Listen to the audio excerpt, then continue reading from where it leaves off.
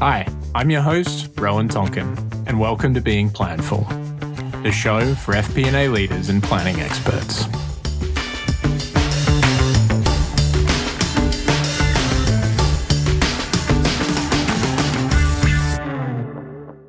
Hi everyone, welcome to Being Planful. My name's Rowan Tonkin, your host. Today I'm joined by Erik Nakamura.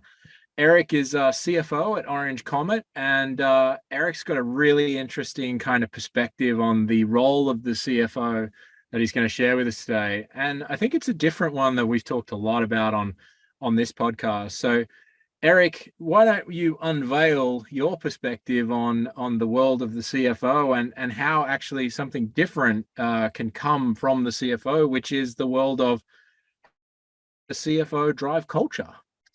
Thanks, Rowan. Appreciate that. I think let's start off with, an area of culture and that what is it? How do companies define it? What does it mean? It's a word that's thrown around a lot by companies, but it's not clearly defined. And I think that's the first thing is, as a CFO, what does it mean to me personally? And then what does it mean to my company? And how do I attract, retain, enhance, train the best talent by having a good culture at the end of the day? I think that's important. And I from the office of the CFO and to all my finance heads out there, having a great culture can reduce costs, can reduce turnover, can reduce, opportunity costs and a lot of things. And so people that are just purely number based, which I deal with a lot of in finance, it's important to understand that that's a piece, but also it's building the right DNA of a company and who you want to be when you grow up. And it says a lot about the company, the leadership, and the people at the end of the day. And so I think the first thing is identifying what culture means. And for me, I look at it in three ways, right? I have three pillars that I look at companies that resonates with me quite a bit. And the first is I want to work with people I trust, like, and respect. And that's a non-negotiable for me. I think trust, like, and respect, it sounds like a no-brainer, but I've worked in environments, and Rowan, I'm sure you worked in environments where you worked with a-holes, right, that you don't really enjoy working with. And I try to implement the no a-holes policy wherever I go. And so therefore I have to recognize if I'm an a-hole that I can't be one. And number two, the people I work with, I want to get to know them and know who they are and what they're about. And I think as an executive, it's important for me to meet the executive team in formal and informal environments to see how they interact with each other. Is the executive team yes men and women or yes people to the CEO, right? Or do they just kind of kiss ass and go along with whatever he or she says? Okay, maybe that's not an environment you want to be in. Or do they actually challenge each other? Do they have the right trust and respect to have conversations where they say, hey, I don't agree, and these are the reasons why, and let's have a healthy, trusted discussion about it. If you're in an environment where you don't have that trust and respect, and you maybe work with a-holes that have a subversive, tactic or strategy underneath, you're not going to have that. You're not going to have that challenge. Or I can't say to Rowan, I disagree with you. And Rowan may be like, well, I don't like Erik, and so I'm going to come at him in a certain way or something, right? So I think it's super, super important to have that and see their interaction. Do they have that? Do they have innovation? Do they have collaboration? Are they able to speak freely and build the right culture in that aspect? And it's just not a democracy. I don't understand that. It has to be a dictatorship due to time, money, budgetary constraints, whatever it may be.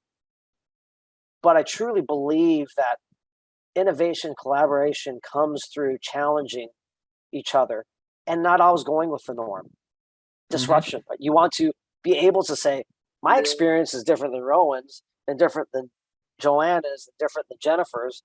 And we have to be able to challenge each other to say, can we do things differently and be better, right? And so that trust, like, and respect has to be there. And the trust and respect is very important. And you want to work with people you like at the end of the day, right? You want to, it's much easier for me to have a conversation with Rowan with somebody I like than somebody I don't at the end of the day, because in general, you don't like that person because there's no trust and respect, right? Yeah. And so I think it's super important to have that as the first pillar of establishing a culture within a company. And as a person, as a CFO, if I go to the company executive, I want to make sure that I have that with the other executives and other team members as well. Does that make sense? It makes 100% sense. I mean, like you think of the five dysfunctions of a team, right? And one of those major issues is there we go. He's pulling it up, Yeah. everyone. For those that can't see at home or they're listening, Eric's reached back behind him on his desk and he's got the book there. But without trust, you can't have healthy conflict, and without healthy conflict, you can't talk about the hard problems that are occurring inside the organization. And to try and move a business forward, you have to have conflict. We're not all going to turn up every day, A, our best selves, but B, with the same ideas, the same opinions, the same philosophies of how we do things. And so, driving that culture is hugely important. So I fundamentally agree with that first pillar, right? I love it. And I think, and you know this in your career path, when people leave companies, they're not leaving a product or a service, or they're leaving the people they work with because they're not appreciated, or they don't like the people they work with, or they don't. It's generally not. Oh, this product sucks. I'm going to leave the company. Well, it could be, I guess, but generally it's like this product could suck, but if the team is great, the culture is great, people will stay. Right. Mm-hmm. It's if the culture's bad and the product's fantastic or the service fantastic, people generally will leave, right? It's just the way it Yeah. is, right? So I think that gets into the next pillar is the business opportunity and the problem, the TAM or whatever you want to call it, that the company's solving, right? I think Mm-hmm. that is very important. Something that I look at, my second pillar is, what is their TAM? What are they addressing? Is there a problem they're solving? And is there a potential for good execution into that plan, right? I think we talked about this before, like the travel to space vertical or market. I think there's a large TAM there. Is the execution into that business in the next 2 to 3 years very high? No, there's only a top 1% of people can afford to fly to space. It's going to be $250,000 to $500,000, right? So who's going to be able to do it? Yeah. But I think there's a huge opportunity there. I think there's a huge TAM down the road, but execution of that's very, very tough because technology is lagging behind. I mean, you just saw, I think, SpaceX or I think a launch recently just got canceled because one of the rockets weren't cooling the way they want to cool. So I think it's tough. But so do I look at, is it the right people? Is it the right business opportunity? And can those two things synergistically, can they execute together? I think is important because that makes people feel good about what they're doing. They believe in the service or the product. They believe in the delivery. They believe in the execution. And also they have ultimate belief that the team leading and the team executing can execute and do it at a very efficient and high level. And I think that's when you create these synergies, and it's almost like it's like wildfire. It catches and it becomes infectious within an organization. Mm-hmm. Like the culture, the people, the execution, the success, and you put yourself in a situation. Generally, I try to, anyways, where if you have those things, you can have excitement and energy and synergy, and it's a lot of fun at the end of the day. And that's super important. Where you want to be as a person, number one, I think first and foremost, and number two, for a company to have success is having those two ingredients or those two pillars are very large pillars or foundational elements that can help a company be successful at the end of the day. Does that make sense? Yeah, it certainly does. I mean, as the marketer in the room, right? And a lot of people sit here and they go, "Why do you guys spend so much time on words, like specifically words in things like mission and vision statements, right?" Like it's not because like we care about one word or the other. It actually is really important that you care about those words because that mission and vision statement is exactly what Erik just described there, right? It's the purpose and the opportunity and the challenge that that business is solving. And so, when you're talking to companies or you're employed by one, think about that mission and vision statement, because if it doesn't reflect like your personal purpose or your personal alignment, your personal values, the company's values, like if you see the company acting in dissonance with that, you can often spot problems in the business itself. But those things are really, really important because they actually drive a lot of the decisions that an organization makes. And there are some some fantastic mission and vision statements out there in the world. Google's of unlocking the world's information is just fantastic. It allows them to do lots of different things, but with that clear purpose. Right. And I think, as you mentioned, I think it has a line with you personally because I was just listening to some VCs present recently, and one of the VC folks, she was an entrepreneur before and then became a VC and investor, and she says, "Do things that you care about. Do things something you're passionate about because if you do, you're going to put your full effort and care about it and put your full energy and effort into it, and it shows and it becomes infectious. You have to really care." And she said, don't do things half-assed. Right? You Hmm. can, but generally you're going to get half-assed results, or maybe even quarter-assed results. I don't know if that's a Yeah. word, but I'm going to make it up on this podcast right now. But I think it's super important, and I think it goes to my next pillar.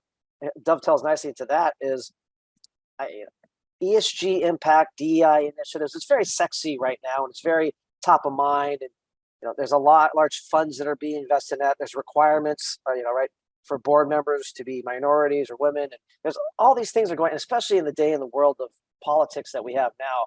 For me, being a minority, and also my mom, I think I mentioned to you this before. My mom was a CFO of a REIT, so she grew Hmm. up being a CFO of a REIT in a very old school, male dominated environment. As an Asian female, she had to be tough, and it's all the things she had to go through. And it inspired me to say, we have to do something different. And I have four sons, and I try to teach them to be good human beings, number one. Right? And that's the first and foremost. And the other things may come along and be good human beings. And it's important that I help use my platform, and especially within companies, to put ESG impact or DI initiatives and measure them, put KPIs and metrics in place, right? Put a Rooney Rule in place at companies that I go to. And if you're not familiar with that, that's something they put in the NFL, where all head coaching positions and GM positions, they have to interview a minority candidate, right? Hmm. In the NBA, they have to interview women candidates now and different things. It has to, if you want to disrupt and change things, you definitely have to get different perspectives, different sets of views that are diverse and different. If you hire the same people that have been doing the same thing for 20 years, you're going to get the same results. And it's a little bit out of people's comfort zones because you want to work people that look like you, act like you, talk like you. But if you truly want innovation and diversity and disruption, you have to go and find those people, because those people are not going just to come to you. Because look, as I know, as myself as a minority, if I look at two companies and I look at the executive teams and the boards, and one has diversity from minorities and women, and the other one does not, which one do I think I'm going to have the most success in? Right? All things being equal, which one would I choose? Right? I would probably choose the one with more diversity. Right? So those things are being looked at, and I think we have to be cognizant of how we present ourselves in our culture in that way, because it's important. And that after the Great Resignation, and things have changed a little bit in the past few months, obviously, but um, attracting, retaining the best talent, it's key to have those in place, because you want to attract those folks. And if you have these things in place, you will attract those people and retain them. Because as you know, turnover is high. If you have high turnover, it's so much more costly than to Hmm. just retain people and good talent at the end of the day. And number one, to build a great company, have a great culture, you have to have great talent and have people that are believed in your mission. But that diversity aspect, and the DI initiatives, I think are so important. And also just the other pieces of, you know, keeping green, or less emissions, or donating to mental health, or whatever your causes are, environmental stuff, or whatever it is. Those are things that now that employees demand as part of the culture and DNA of a company, right? Before it was free food, free food in the office, or a nice office, career path. All of those things are table stakes. Now it's like, we want all those things. Well, maybe not. Maybe work from home is another one now. But the other one is Yeah. now it's like, I want to make sure my company is donating, or I have volunteer time to donate time to build houses in my local community. or I have time to donate to mental health, or I'm going to help and speak on, minority or women panels, or whatever it may be. I think having those things and having those initiatives along with your company and the things you solve and do adds to the culture and fabric that enhances the value of the company at the end of the day. And I think it's super important that we as executives understand what those are, measure them, and be honest with ourselves at how we're measuring. What is our expectations? How do we perform against those KPIs? Just like any other business KPIs, people are like, oh, those are soft HR KPIs. Maybe they are, but they are important, and we need to have those. And that's kind of my three pillars I look at. Like, if that company has those three things, I can be successful there. And all the other things, titles, money, all that stuff, I've been very lucky in my career. That stuff I think just figures itself out if you find the right things and you focus on the journey of how you get those things rather than the end of the journey or the result, the goal of being, I want to be a board member, chairman, CFO, whatever it is, and I want this kind of that stuff will take care of itself if you really focus along the path of what you want, identify it, articulate it, and then also as you become influential in the company, make sure your company understands that, can identify it, articulate it, measure it, and communicate it to talent that you're acquiring and you keep in the company and make it part of your DNA and your fabric. Yeah, I love that. I read a book a number of years ago. It was called The Purpose Effect, and I forget the guy's name. I think it was Dan Pontifact or Don Pontifact. But basically, it talked about alignment at three levels, specifically for people wanting to, when they do their best work, they have alignment in the company's mission and vision and its purpose, the purpose of their role itself, and the purpose of their personal kind of vision and mission for themselves, right? And if you are in alignment with all three of those things, then amazing things happen for that person in that company at that moment in time, right? Anytime you step out of alignment, it becomes more difficult. Maybe the role isn't where you want to go with your career. And so, but your personal growth and your professional growth are all, are going well. The company's mission is aligned, but the role doesn't fit where you are in your career right now. And so that makes it hard for you in that environment. So as people do listen to this and think about that, think about, like, where do I fit within those pillars of my world or your world? Do I fit the company's mission and vision? Do I align with it? Do I align with my current role? And do I align, like, does all of that align with me personally? I agree 100%.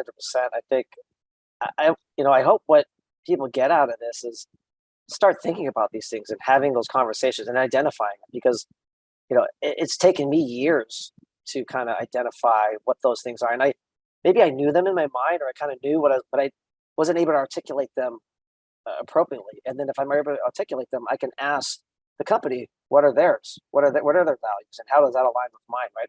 And I think it's super important, at least, to have that conversation, identify it, and then you'll know right away, is this a good fit or not a good fit, and so it doesn't waste people's time. But also, as companies, we are all competing for great talent and good people. And if you're able to identify these things and be able to articulate them through talent acquisition and retention and all these, learning and development things you put in place, you're going to be more successful as a company. You spend less time, acquiring talent, you're retaining talent, and that turnover is a lot less, and it just creates a lot more value in your company. And I think, one of the things that I've said to people before is that, when I die, I don't want my tombstone to say CFO or whatever it is. I want to say, good husband, good father, good whatever, good brother, right? Good friend. And, those are important things really at the end of the day. And this kind of leads back to, which is very interesting. I heard listening to this VC panel, and back in the day, you remember too, Rowan, is startups. You did whatever. We're out there to crush it. You're like, I don't care who's standing in our way. We're going to go and we're going to work as hard as we can. We're going to do whatever it takes to crush it and kill it out there and go. And it's hurt people's personal lives. People get burned out. Mhm. People don't get. And I think there's a much more focus on mental health now, more conversations, work-life balance. And I said, it's, you feel good, and you should be doing things because you want to, not because you have to. At the end of the day, so people are doing things at work and they're hitting the keyboard every time their fingers touch a key because they have to. They get more and more bitter, right? If you want to do it, Yeah. you do it, right? But And I know you've been in that case. I've been in that area before. And I came up with saying, like, we work to live, we don't live to work. And I think that's important. Yeah. And other quotes I've heard that from Albert Schweitzer, and one up here, it says, success is not the key to happiness. Happiness is the key to success. If you love what you're doing, you will be successful. And it sounds so cliche, but I think you have to stop and actually think about that and make sure that's happening in your life and your career. Because if it's not, life is short. Do something else. There's Yeah. plenty of opportunity out there. I mean, no one's forcing you to be where you. If you're not happy, and I've seen you've worked with people like this. I've worked with people that are, the negative, the haters, and they just every time you talk to them, you're like, man, it just like sucks all that positive energy out of the room. You're like, at the end of the day, you're like, go do something else that makes you happy. Don't do this, because you're sucking the life out of all of us. Number one, nobody wants to talk to you. Number two, and Yeah. it's not fun, right? It's not fun. We spend a lot of time here. I want to work with people that are energized, love it, and want to be here and understand the value prop of who we are and push forward. And it's important, I think. And one more thing that I'd add, I think we talked about it before, is having the diversity, making sure people included, and listening to all ideas is important. Right? There's the hot Cheetos, the Frito-Lay hot Cheetos story that we talked about before, right? If people don't know, I'm sure people have heard of hot Cheetos. It's $1 billion franchise for Frito-Lay. They sell probably the most of their chips through that franchise. That was developed by a Latino janitor, I believe in the 80s or 90s. And he brought up the idea of, let's put hot sauce and lime on, cheese Cheetos and sell it as a product.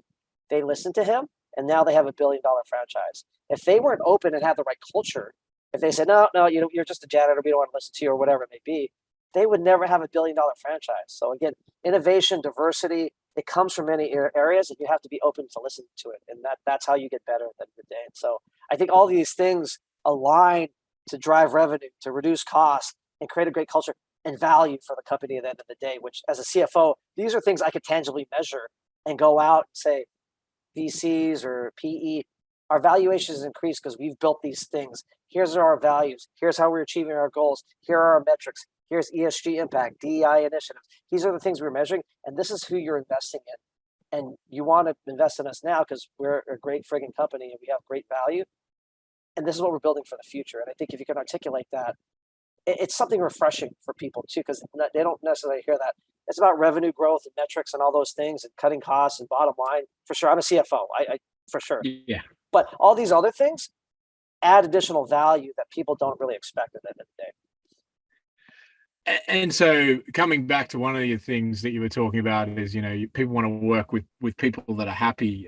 Barbara Corcoran at our Perform conference, one of her kind of 7 keys to success was hire happy people. Right. And it sounds so simple, but the reality is when people are happy and they're enjoying their work and enjoying their life, and to your point, they've got that kind of work-life balance, or some people don't call it balance, they call it work-life integration, right? Like depending on, again, if it's your passion, then you'll do it more, you work more because you're like, I'm passionate about it, this thing is fully aligned, I'll integrate my work life with my personal life if I need to. And that really just drives individuals to want to do more, but you've got to create that culture where people feel that. And the Frito-Lay example is fantastic because how many companies would listen to the janitor and discover a Right. $1 billion idea, right? Like how does that go from the janitor to someone's office who's in charge of product strategy, right? Like at some point there was a system in that business that was built to realize that innovation is key to their growth, and they've created some sort of environment. I don't know what the system was, but that facilitates that insight coming into them, and they take everything seriously. Right. And I think it's and the trust and respect and was there because nobody stole his or her idea. I don't know, nobody stole it because easily someone could have said, that's my idea, I'm going to pitch that, and took credit for it. And I know you've been in environments like that. I have as well. Yeah. And I've been on the other end where it was my idea and you're like, wow, what an a-hole. You know what I mean? That's yeah. like, wow, you really just said that. And You knew that was my idea. And right. So, but you're in an environment where you don't have trust, like, and respect. So you don't even want to put your hand up sometimes. Right. And so that was key to listening, diversity, and having the trust, like, and respect that that person felt like they could be trusted to pitch the idea to somebody. I'm sure it was at the lower level. It didn't get up to the executive team right away. Yeah. Right. But, and it was trusted that he or she would get credit for that idea. Right. Which is key. Yeah, that I hadn't thought about that, but that is a massive part of that narrative is ultimately that they want to tell that story too. They want to celebrate that individual, and hopefully they got promoted and got moved out of the janitorial services division into product management or product strategy. Right. The question I have for you, Erik, is how did you come to this philosophy? Like, it's not common that CFOs, just come out of management school or business school or we come out of their CPA and they've got this, you know what, I'm going to make these numbers work through culture. And I think you've alluded to it in your third pillar, ESG, DEI, and you talked about your mom, but how did you get there? It's a great question. I think over the years, over now, 22 years in now this year, it's crazy. It took me some time. And when I was younger, I was immature and impatient. And I always wanted to get places faster. And I want to have this title. And I talk about that because I've really changed my philosophy over the years. And I think it took some humbling, number one, and really listening to others. A lot of people say treat people how you want to be treated, and I was like, that's actually not true. You treat people how they want to be treated, right? So not everybody wants to be treated the same way. Not everybody has the same speed. Not everybody has the same aptitude. Not everybody has the same thoughts, right? So you have to read, understand your audience in the room, and treat them how they want to be treated to be influential. And so, through my career in the beginning, again, being very impatient and immature, I was maybe running into some roadblocks sometimes. And sometimes I bang my head. I was like, I don't understand. Right. And so I said, after a while, it's the three, I'll say it again. It's the three a-holes rule, right? You meet the first a-hole, you meet the second one. The third a-hole is you, right? So you have to really introspectively look at yourself and say, what am I not doing right? What am I not doing? And so I began to develop as I went to go look at companies and do things and be influential in the companies I was at. Like, what's the best way going about it? And I began to watch great leaders or different people in the company and took different things from them and began to piece it together.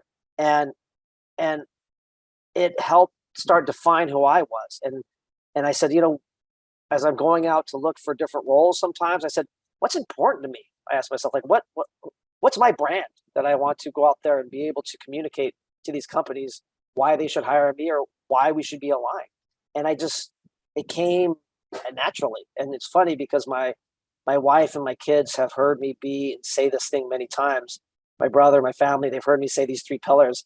And so whenever I talk about it, they jokingly talk smack to me. Oh, here's Erik and his three pillars again. Like, here he comes. And it becomes Dad's on a rant again. Yeah, here he goes. Dad's on a soapbox. But it truly is true. But the good thing is that they're listening and that people are listening, because I think it resonates with people. And so it took me time to develop it through many different avenues and being humbled in some ways, and also being open to listening to other people and really understanding what I was looking for. And it took maturity and time, and it was well worth it. And again, and I always say this, sometimes it's about the journey, not necessarily about the destination. Like, enjoy the journey while you're on it, because it's going to pass you by. Time goes quickly. As I approach 50, close here, it's getting fast, right? Time's going fast. So I'm like, I want to enjoy this as much as possible, for sure.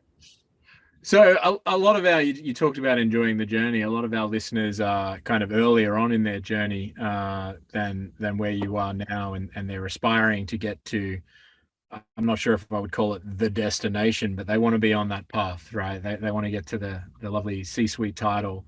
What advice would you have for them as they kind of embark that, where you may be able to impart some wisdom to either help them, not require a humbling experience potentially, or, find not necessarily, I don't want to say shortcut, but find the kind of the guiding principles for themselves to try and not make some of those mistakes?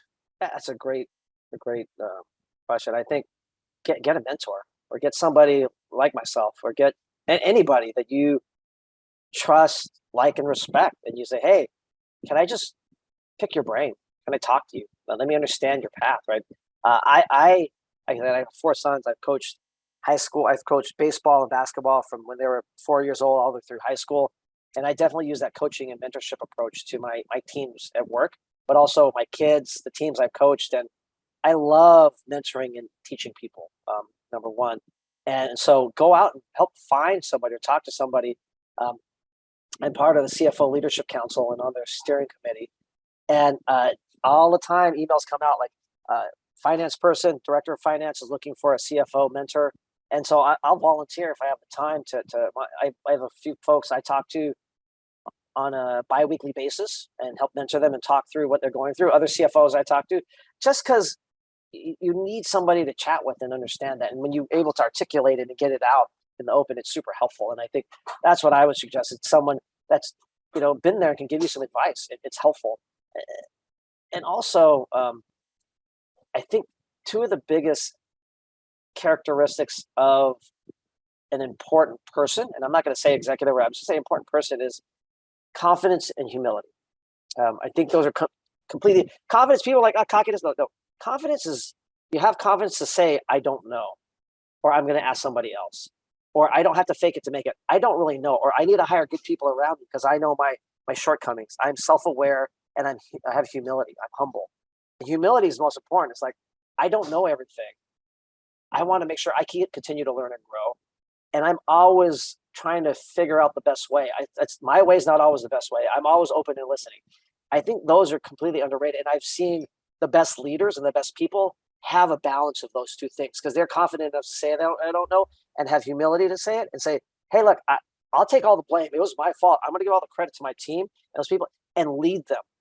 Don't tell them, lead them, right? Lead them in the right way. And I think it's very key for people to, as an aspect of a great leader or a great person, understand those two aspects of yourself. And are you those things? And if not, why are you not those things? And what can you do to become those things? Because they are two aspects of a great human that is so, so important that people get drawn to, that people will follow, that they'll say that person's a leader. Regardless if you say, just because someone says they're a leader doesn't mean they're a leader. People follow leaders because they have a gravitation toward them. They can see that person's a leader. They have energy, they have passion, they have confidence, they have humility, they could speak, or they're good at execution, or whatever it may be. But people tend to find those people and notice it. It's not because someone says it or crowns them with a title. It's because the people realize it and they say that person's going to be somebody someday, and I would follow them through a brick wall. Yeah. Hopefully people don't have to run through brick walls for other people listening. But I do want to come back to the mentorship element. I see a lot of people and they think about mentorship and they think, oh, well, my boss is my mentor. And that can be true. There's plenty of good bosses out there that are good mentors, but also go and find a mentor outside your organization because they can offer different perspectives and different viewpoints that you may not be thinking about because you might be stuck in an environment that has a specific way of thinking or a specific thought process or whatever, right? But have a think about like who outside of my organization. Maybe you look for peer organizations or like for like, or go completely random too. Don't rely on your boss to be your mentor because often they might be under-resourced, understaffed, and they don't have time to be your mentor either. Go out and look for other mentors in your environment because that'll help you be a better teammate to your boss as well, right? You'll come with new ideas, new innovation that they start to see and respect more. I agree. I can agree 100% more. I think